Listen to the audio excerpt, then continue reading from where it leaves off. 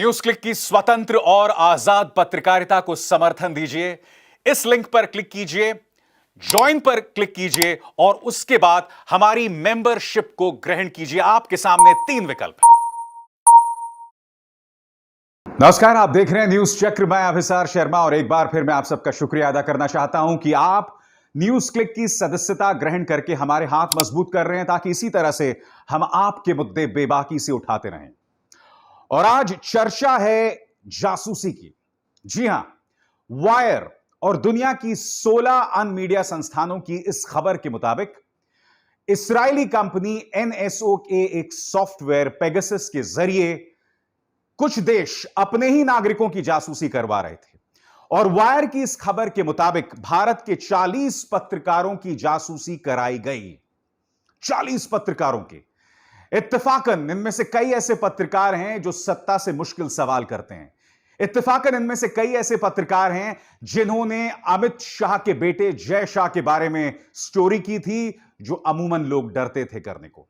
इत्तेफाकन इनमें से कई ऐसे पत्रकार हैं जो भारतीय जनता पार्टी की गालीबाज ट्रोल मशीनरी, उनके पूरे प्रचार तंत्र को एक्सपोज करने का काम कर रहे थे। इत्तेफाकन इनमें से ऐसे भी पत्रकार हैं जिन्होंने अडानी, अंबानी जैसे बड़े बड़े दिग्गजों, उद्योगपतियों के पूरे काम पर बोलने की हिम्मत की। आज मैं आपसे एक सवाल पूछना चाहता हूं दोस्तों। भारत सरकार की प्रतिक्रिया आ गई है आपके स्क्रीन पर। भारत सरकार का कहना है कि हम किसी भी तरह की अनऑथराइज्ड जासूसी नहीं कराते, यानी कि बगैर अधिकृत किए हम जासूसी नहीं कराते। हम फ्रीडम ऑफ एक्सप्रेशन यानी कि अभिव्यक्ति की आजादी में हमारा पूरा विश्वास है। मैं भारत सरकार से पूछना चाहता हूं, अगर यह जासूसी आपने नहीं करवाई, क्योंकि देखिए इस्राएली कंपनी एनएसओ का संविधान साफ तौर पर क्या कहता है मैं आपको बताता हूं। यह देखिए, उन्होंने इस पूरे मुद्दे पर अपनी तरफ से एक प्रतिक्रिया जारी की है। आपकी स्क्रीन पर यह प्रतिक्रिया दिखाई दे रही है। इसमें उन्होंने कहा है कि हम ये जो सॉफ्टवेयर है पेगासस, सिर्फ उन्हीं सरकारों को देते हैं जिनके साथ हमारा करार है, जिनके साथ हमारा समझौता है। हम ये किसी भी सरकार को नहीं देते हैं। हम सिर्फ इसे सरकारों को देते हैं और इसका इस्तेमाल उन लोगों के खिलाफ किया जाता है जो या तो किसी गंभीर अपराध में लगे हों या आतंकवादी गतिविधियों में लगे हों। इन पत्रकारों के चेहरे देखिए। सिद्धार्थ वरदराजन, रोहिणी सिंह, स्वाति चतुर्वेदी, पौरंजय गुहा ठाकुरता, एम के वेणु, ये तमाम वो पत्रकार हैं जिन्होंने सत्ता से सवाल पूछने की हिमाकत की। क्या इनमें से कोई भी आपको आतंकवादी दिखाई देता है? बताइए। तो पेगासस का झूठ यहीं पकड़ा गया। सवाल मेरा अपनी सरकार से है। भारत सरकार ने अपने इस बयान में, जो इस वक्त आप अपने स्क्रीन पर देख रहे हैं, उन्होंने इस पूरे मामले से पल्ला झाड़ लिया है और इसे फिशिंग एक्सपेडिशन बताया, यानी कि मच्छी मारना एक तरह से। तो मैं आपसे एक सवाल पूछना चाहता हूं। इन 3 चेहरों को देखिए। देश के प्रधानमंत्री नरेंद्र मोदी, देश के गृह मंत्री अमित शाह और देश के राष्ट्रीय सुरक्षा सलाहकार अजीत डोभाल। कल्पना कीजिए कि अगर इनके मोबाइल फोन्स में पेगासस सॉफ्टवेयर इंस्टॉल हो जाए, किसी तरह से इंस्टॉल हो जाए, क्या आप अंदाजा लगा सकते हैं कि उसके बाद देश को कितना बड़ा झटका लग सकता है? वो तमाम सीक्रेट्स जो इन तीनों के पास होंगे, पूरी दुनिया को पता चल जाएगा, या कम से कम जो लोग इन्हें टारगेट कर रहे होंगे उन्हें तो पता चल जाएगा और वो लोग भारत विरोधी गतिविधियों में इसका इस्तेमाल करेंगे। इसलिए बहुत जरूरी हो जाता है कि ये जो पूरा मामला है ऑपरेशन पेगासस, इस बात पर संयुक्त संसदीय समिति जांच करे, नंबर 1। नंबर 2, इस मामले की अध्यक्षता सुप्रीम कोर्ट के एक रिटायर्ड जज करें, जो इस मामले की जांच करें, क्योंकि इसका सीधा नाता हमारे देश की राष्ट्रीय सुरक्षा के साथ भी है। मैं अभी ह्यूमन राइट्स की बात ही नहीं कर रहा हूं दोस्तों। मैं ये कह ही नहीं रहा हूं, जिन पत्रकारों का मैंने जिक्र किया आपके सामने, ये उनके अपने मानवाधिकार की भी बात है। क्या ये इत्तेफाक है कि ये तमाम पत्रकार जो हैं वो सत्ता से सवाल करते हैं? हालांकि मैं एक बात स्पष्ट कर दूं, अभी जो और जांच आने वाली है उसमें मोदी सरकार के 2 मंत्री भी हैं, बताया जा रहा है। सुप्रीम कोर्ट के एक सिटिंग जज भी हैं। यानी कि यह सरकार कथित तौर पर अलेजेडली इन लोगों की जांच भी कर रही थी, यानी कि 2 मंत्री जो कि उनके अपने हैं, उनकी भी जांच कर रही थी। तो मैं चाहता हूं कि इन तमाम सवालों के जवाब यह सरकार दे, क्योंकि इस पेगासस के जरिए लोगों की जान गई है। दोस्तों, मैं आपको बताना चाहूंगा कि non profit organisation Forbidden Stories और फ्रंटलाइन ने इस मुद्दे पर एक डॉक्यूमेंट्री की है, और इस डॉक्यूमेंट्री में बहुत ही चौंकाने वाली बात सामने उभर कर आई है। सबसे पहले इस डॉक्यूमेंट्री का यह हिस्सा देखिए। इसमें आप देख सकते हैं सऊदी अरब के पत्रकार जमाल खशोगी तुर्की में सऊदी अरब दूतावास के अंदर प्रवेश कर रहे हैं। यह इनकी आखिरी तस्वीर है। इसके बाद जैसे ही ये दूतावास में प्रवेश करते हैं, इनकी रहस्यमय तरीके में इन्हें मौत के घाट उतार दिया जाता है। फॉरबिडन स्टोरीज और फ्रंटलाइन की इस पड़ताल के मुताबिक सऊदी अथॉरिटीज ने जमाल खशोगी की पत्नी और उनकी मंगेतर हातिस चंगेजी के फोन में पेगासस इंस्टॉल कर दिया था। उन्होंने उनकी मंगेतर और उनकी पत्नी के फोन को हैक कर लिया था, और उसके जरिए उन्हें पता चल रहा था कि जमाल खशोगी कहां और कब जा रहा है। यानी कि इस हैकिंग के जरिए, और इस हैकिंग का परिणाम यह हुआ कि जमाल खशोगी को मौत के घाट उतार दिया गया। मैं आपको बताना चाहता हूं, वॉशिंगटन पोस्ट की डाना प्रीस्ट ने हतीस चंगेजी, जो कि जमाल खशोगी की मंगेतर थीं, उनसे मुलाकात की, और मुलाकात में उन्हें बताया कि किस तरह से आपका फोन हैक किया गया था, और उसी का परिणाम था कि आपके मंगेतर जमाल खशोगी की हत्या हो गई। देखिए। Dana Priest and a producer working for Frontline and Forbidden Stories met with Hatice to verify if her phone had in fact been hacked. What I'm doing is basically a backup, and based on this backup we will look if there is any trace of infection, past or current. What we're looking for is traces of a software called Pegasus. I remember the first days after the murder, a lot of times they try to hack my email. And then Gmail was sending to me emails that time. Someone tried to open your account or something like that. The simple ones are like that message. The really sophisticated ones, they don't need a message. They don't need you to do anything. Really? Yeah.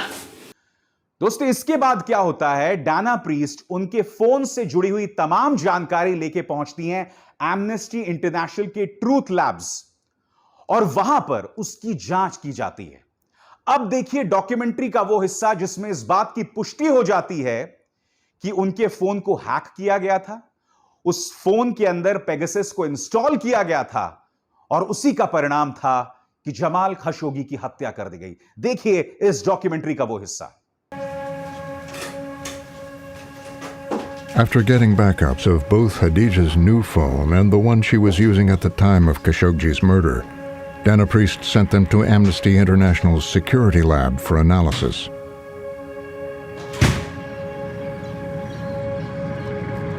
A few hours later, while on the way back to the airport, she received a call with the results.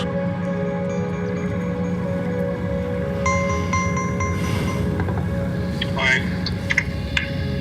I guess the spree of bad news is never ending. So I checked both the uploads. The new one seems clean to me. The old one, however, has some traces that's inconsistent with what we've seen. Oh. तो देखा आपने Pegasus कितना खतरनाक हो सकता है। इसलिए मेरी मांग है कि इस मामले की जांच संयुक्त संसदीय समिति करे, सुप्रीम कोर्ट के रिटायर्ड जज करें, क्योंकि हम नहीं जानते दोस्तों ऑपरेशन पेगासस के जरिए भारत के अंदर किस किस पर निशाना साधा जा सकता है। और आप जानते हैं कि आज लोकसभा का मॉनसून सत्र शुरू हुआ। प्रधानमंत्री नरेंद्र मोदी पत्रकारों के सामने आए और उन्होंने कहा कि हम विपक्ष के हर तीखे सवाल का जवाब देने को तैयार हैं। प्रधानमंत्री, अगर यह सच है कि हमारी ही सरकार हमारे पत्रकारों की, आपके मंत्रियों की जासूसी करवा रही थी, तो आपके इस बयान के कोई मायने नहीं है। क्या कहा प्रधानमंत्री ने, आप खुद सुनिए। मैं सभी माननीय सांसदों से, सभी राजनीतिक दलों से आग्रह करूंगा कि वो तीखे से तीखे सवाल पूछें,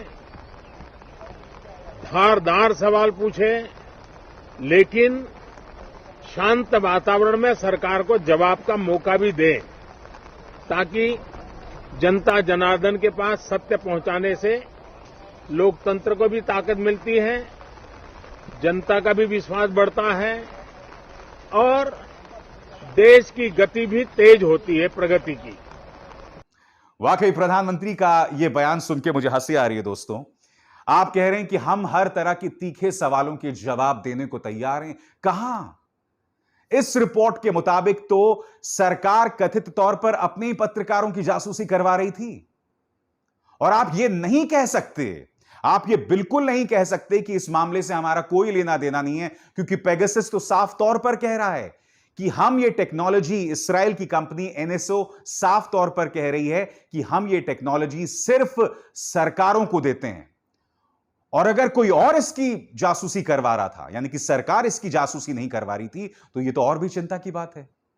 जैसे मैंने कार्यक्रम की शुरुआत में कहा, इस तरीके से तो यह हमारे प्रधानमंत्री के फोन को हैक कर सकते हैं, राष्ट्रीय सुरक्षा सलाहकार के फोन को हैक कर सकते हैं, देश के गृह मंत्री अमित शाह के फोन को हैक कर सकते हैं।